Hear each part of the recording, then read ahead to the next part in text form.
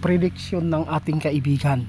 Nakakatakot po ito, kaibigan. Grabe. Paano na lang, kaibigan, ang mga trabahante ng government? Guys, mag-ingat po tayo, no? May babala si kaibigan, no?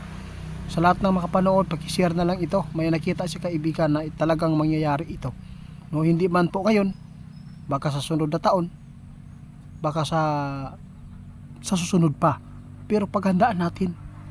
Alam po niyo guys, mangyayari at pangyayari talaga itong prediction ng ating kaibigan. Ito po ngayon ang nakikita ng ating kaibigan. Posibleng mawawalan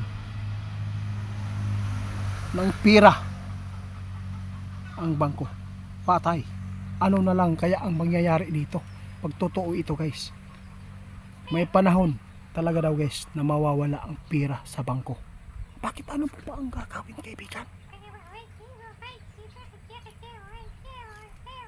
Ito lang po ang kanilang nakuhang informasyon ngayon guys, na mangyayari po talaga yan, no? Mag-ingat po tayo kasi mayroon pong ipinapaabot ng mga kaibigan natin. Hindi lang po ato ang amigo na mag-shutdown, no?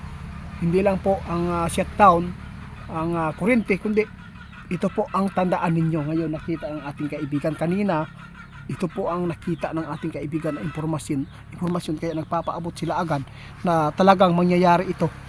Sabi ng ating kaibigan, may panahon na mawawala ang pira sa bangko. Posibleng mawala. Kaya mag-ingat tayo guys.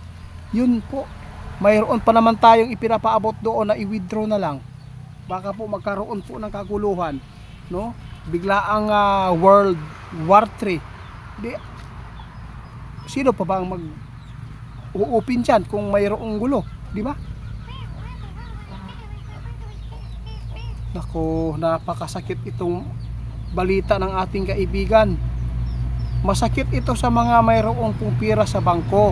Kaya kami hindi naman po kami nagbabangko dahil wala naman po kami ibabangko din, no? At least wala kaming pag-alalahan, di ba kaibigan? At least napanood po ninyo itong video na prediction ng ating kaibigan. Posibleng mangyayari ito sa susunod na taon at susunod pa na taon, na ay posibilidad na biglang mag-shutdown ang bangko.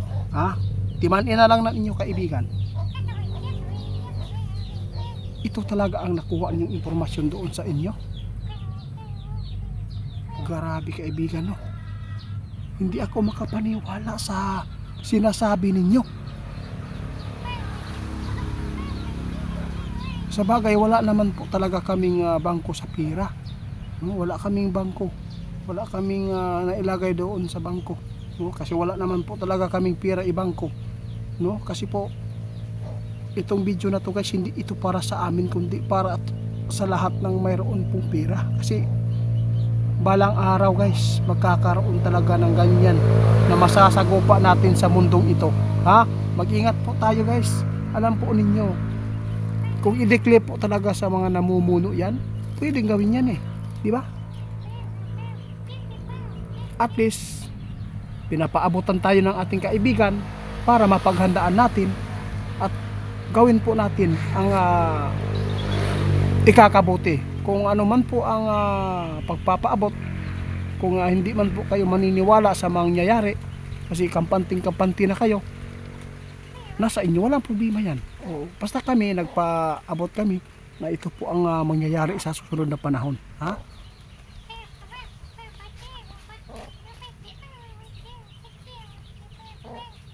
Pastilan, kaibigan, nakakalungkot po itong balita na to. Guys, timan ilang ni guys ang prediction sa atong amigo na ay panahon daw na bigla ang mawawala ang kwarta sa bangko, kung kinsa man na ay kwarta sa bangko. Pero wala naman pong sinabi si kaibigan na dito sa Pilipinas, pero sinabi ng ating kaibigan dito sa mundo. Ibig sabihin nito, sali siguro tayo, di ba?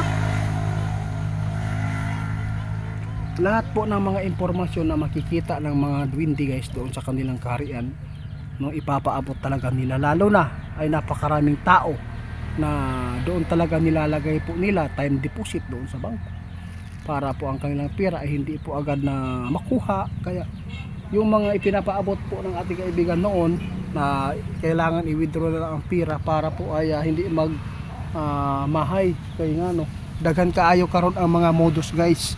Pwede nga nilang kunin ang pera doon sa loob na ng bangko, no? Pwede, walang magagawa talaga kung ang namumuno dito sila po ang mag-utos kasi nasa kanila ang kapangyarihan, di ba? O sa lahat ng mga magagalit sa video ito, kung hindi talaga kayo maniniwala, hindi po kami namimilit. Basta sa kami, wala kaming pagkukulang at nakapagpaabot kami ng ikakabuti sa tao.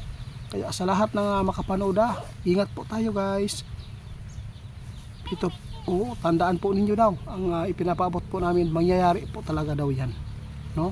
Lalo na pag nakapasok na si Satanas, lalo na kapag mamuno ang mga siksik-sik, doon na po ninyo malalaman ang katotohanan dito.